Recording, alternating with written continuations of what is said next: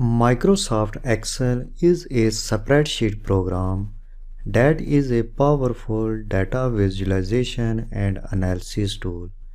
This program is very popular in the world of business.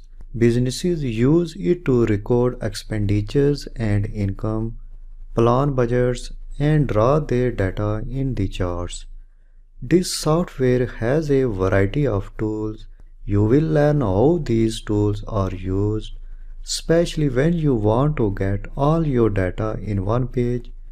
You will learn various techniques and tricks as well as how text boxes are added in the spreadsheet and how numerical values are extracted in the text box from the data source. You will also learn how values, text and charts are formatted with different techniques. You will learn how the layout of dashboard is created. The most important thing that you will learn how drop-down list is connected to the data source to change the data dynamically. By selecting any value or text from the drop-down list, all data in the page or dashboard is changed.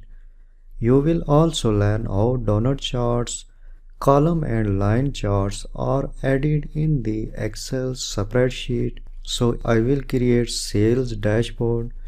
This dashboard will show the revenue values for all regions from where user can easily view the data. So let's start.